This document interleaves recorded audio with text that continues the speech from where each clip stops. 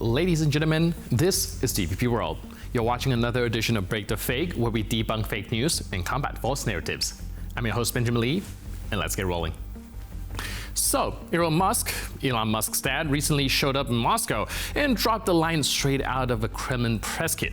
Speaking at the Future Forum 2050, hosted by Alexander Dugin, that Russian ultra-nationalist who spent years justifying imperial conquest, Errol declared Moscow the capital of the world.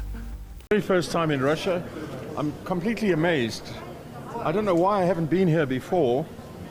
I think the image that people give to us in the West of Russia is completely wrong.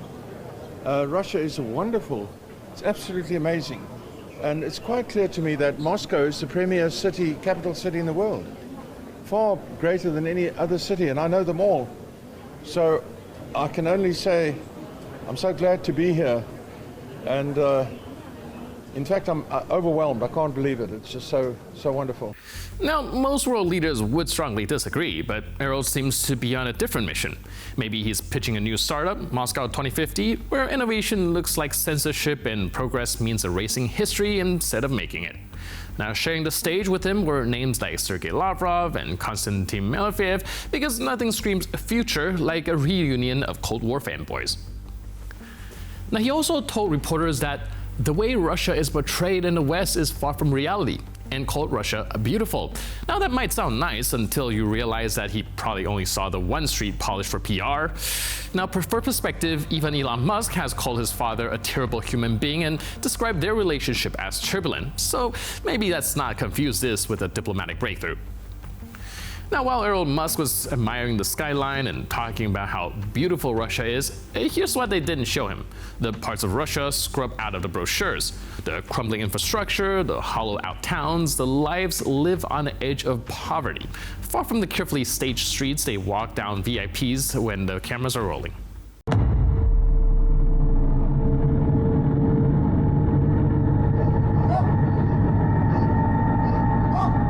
В 21 веке люди в краевом центре ходят в туалет в ведра. Поэтому возле таких домов существуют выгребные ямы. Но из-за того, что их вовремя не откачивают, все помои оказываются на поверхности. Теперь некуда лить. Естественно, люди начали лить. Но мы же не можем себе под порог долить, правильно? А куда вы мусор выносите? Ну, мы вытаскиваем куда обычно. Здесь баки стоят или что? Нет, баков нету. Тоже яма, да, какая-то? Нет, не яма, просто так выкидываем.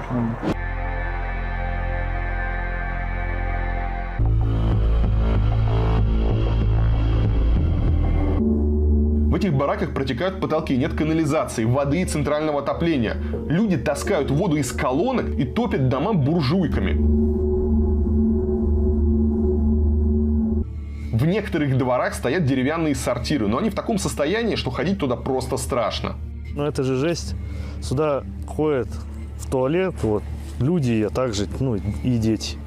Можно вон туда, в эту яму провалиться и всегда там остаться. Я вот 25 лет живу, я в туалет ни разу не ходила. У нас негде в туалет ходить. Я боюсь, что я провалюсь. Да, мы живем в говне, но это наше родное говно, и никто не может его критиковать. И мы за это говно будем биться так, что ой-ой-ой-ой. Now, this is the reality of Russia. Beyond the choreographed photo ops, the country ranks around 65th globally in GDP per capita.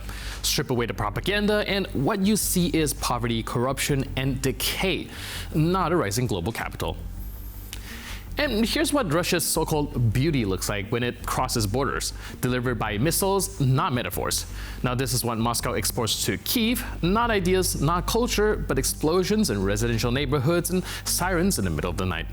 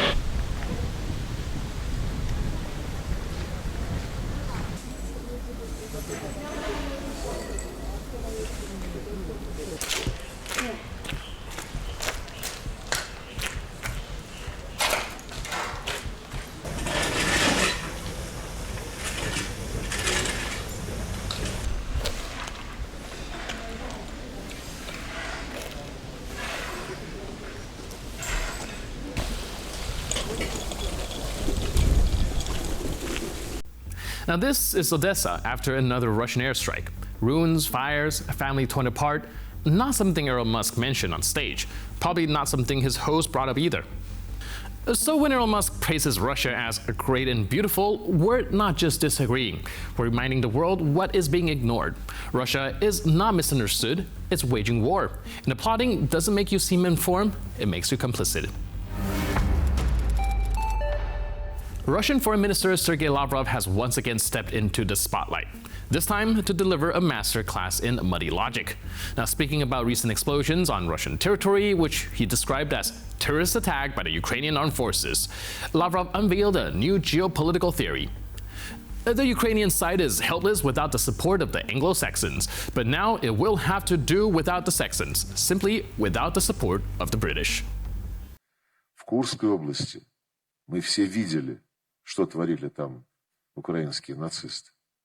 Там нет ни единого объекта, который мог бы быть представлен зрителю как объект, связанный с ведением боевых действий. Поэтому для нас это особо не удивительно.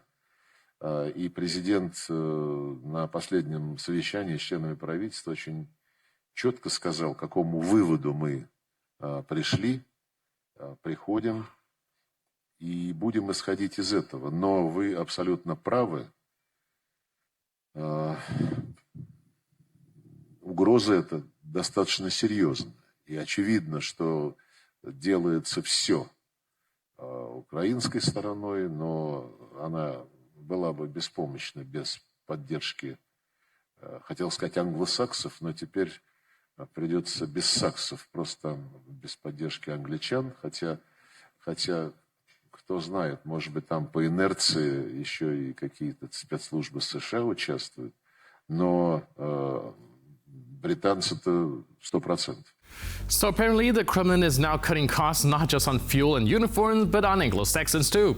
Lavrov tried to create a shadowy alliance between London and Washington, but somewhere between a sentence and a conspiracy, he kind of lost track of who he was supposed to be behind it all. Was it the British, the Americans, the ghost of Churchill, or maybe just whoever the Kremlin needs to blame this week? While Ukraine continues targeting military infrastructure, Lavrov's theories sound like a Cold War reboot written by a hungover screenwriter. Explosions caused by British pensioners, MI6 paratroopers disguised as chimney sweeps, and why not, the Pentagon's catering staff. Now, when everything is on fire, someone has to take the blame. And if facts don't fit, well, fantasy fills the gap. Now, we don't always bring bad news. Sometimes we get to talk about Belarus. Recently, the country unveiled what many online mistook for a Formula One car launch. Sleek lighting, dramatic music, showgirls dressed up as Marvel's Black Panther, the whole production. But let's clear things up. It wasn't a car. And remember, we're talking about Belarus, so it's more of a tractor. Belarus 54-25.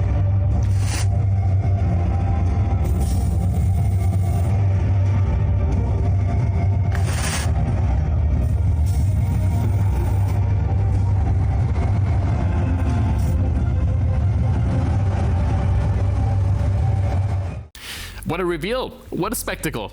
Now, what gave it away that we're talking about Belarus? Was it the presence of Lukashenko, or is it a bag of potatoes just narrowly placed outside the frame? Either way, congratulations, Belarus. The tractor looks stunning. Now, here's hoping your next presidential elections get the same kind of production budget.